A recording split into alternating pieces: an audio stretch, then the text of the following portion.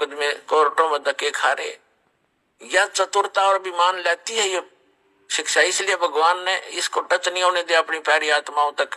लेकिन अब कंपलसरी था, एक बार तो इससे बिगड़ेंगे, ये पता था मालिक को, बिगड़ेंगे सुधार लूंगा क्योंकि मेरी आत्मा है परमात्मा के लिए भटक रही है, इनको ज्ञान होगा फिर सुधर जल्दी जाएंगे, बेशक बिगड़ गए।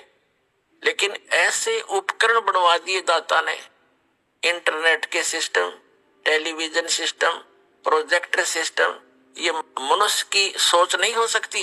ये भूल जाना आपके ये मनुष्य बना देगा। ये पहले ना बढ़ाए मनुष्य 40 लाख वर्ष हो गए यही धक्के खाते ने। एक रेडू में, एक छोटी सी बैलगाड़ी में और 6 खच्चर जोड़ के, ये घोड़े जोड़ के उसने घसीटे फिरा करते थे ईब तक।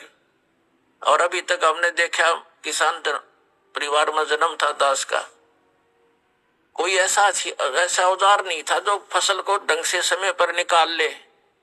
एक झाड़ बोझड़ा काट के गेहूं को ऐसे डाल के, गेहूं को काट के उसको ऊपर बैलों समेत घुमाए जाया करते, 1 महीने में जाकर सेट होते थे। 100 मन गेहूं मुश्किल से निकलते थे।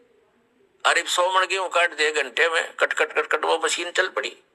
तो कहने का भाव ये है कि परमात्मा ने इसको कलयुग नाम दिया है, इसमें मशीनरी से काम चलेगा। या मशीनरी भगवान ने दिमाग दिया जीव को। पहले ये मनुष्य यही थे, हमसे तो घने अच्छे थे, नेक व्यक्ति थे। पहले का इतिहास देखें तो कितने निर्मल आत्मा के व्यक्ति थे। तो कहने का भाव यह, परमात्मा ने अब शिक्षा देना अनिवार्य समझा।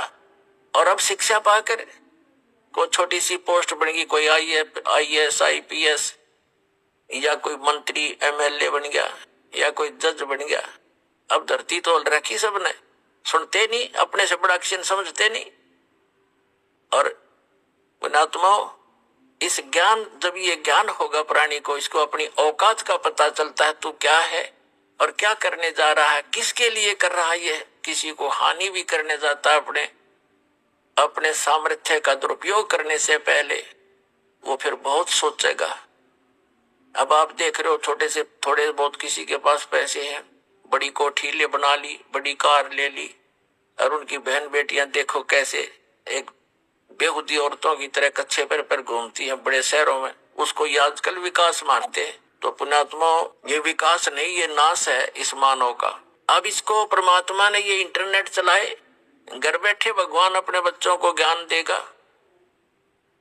और घर बैठे वो भगवान को पहचानेंगे। शिक्षा इसलिए दी गई थी और इस शिक्षा का घनी आवश्यकता नहीं थी हमें। अब पुण्यात्माओं, हमने उद्देश्य क्या लेकर पढ़ाते अपने बच्चों को कि ये नौकरी लगे। 2% व्यक्ति बच्चे नौकरी नहीं लग पाएंगे। कहाँ लगाएंगे? नौकरी लग गई फिर कमाओगा कौन, बाकी काम कौन करेगा? तो ये शिक्षा अनिवार्य है अब वर्तमान में, ताकि हम सदग्रंथों को खुद देख लेंगे और अपना जो काम करने आए हैं संसार में उसको करना शुरू कर देंगे। और 2 रोटी भगवान आपको गणेश बढ़िया देगा, औरों से अच्छी देगा। इस भक्ति में ऐसी शक्ति है, परमात्मा पता नहीं कहां से बरकत शुरू कर देगा आपके। एक व्यक्ति शराब पीवे, बीड़ी पीवे,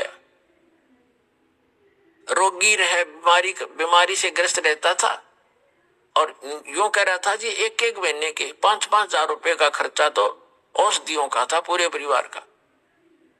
और शराब पीता वो न्यारी, एक आधा सदस्य शराब भी पीता। और बीड़ी तो ये दादा लाई हो रही सबके घर में हुक्केर बीड़ी। अब परमात्मा ने दया करी, क्योंकि यहाँ आने वाले व्यक्ति को सबसे पहले ये बुराई छुटवाई जाती है जो मनुष्य के योग्य नहीं है, ये तो राक्षसों का आहार था। उस बीड़ी शराब तंबाकू व्यसन जो करते थे वो पैसा बच गया और फिर डॉक्टरों के जाया करते थे बीमारी के कारण। परमात्मा 1 मिनट में ठीक कर दे। भगवान किसे कहते हैं? जब 5 हजार की दवाई असर नहीं करती, 200 रुपए की दवाई काम कर देगी आपके। नियमित बनाता है भगवान। तो वो पैसे बच गए, हो गए धनी। 2 नंबर का काम बंद कर दिया, कर्म सुधरने शुरू हो गए और घर में बरकत आपे होगी।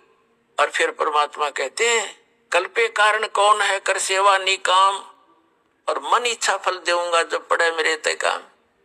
जब जहां पर भगवान का रोल आवेगा तो कहते तुम भक्ति करते रहो आप, जैसे मेरा दास बतावे उस नियमों का पालन करते हुए आप भक्ति करते रहो, और फिर आप पर कोई आपत्ति आवेगी जो भगवान सतर्की होगी, फिर कहना देखना मन इच्छा फल दे दूंगा जो पड़े मेरे ते काम। अब भगवान ते काम हमें पड़ेगा जब देखना। आप सोचते रह जाओगे कि भगवान हम सुना करते, भगवान ऐसा सुख देता है, और आप पे गिनती नहीं होगी इतने सुख देगा ये परमात्मा आपको। ये पूर्ण परमात्मा है, ये आपके प्रारब्ध को बदल सकता है।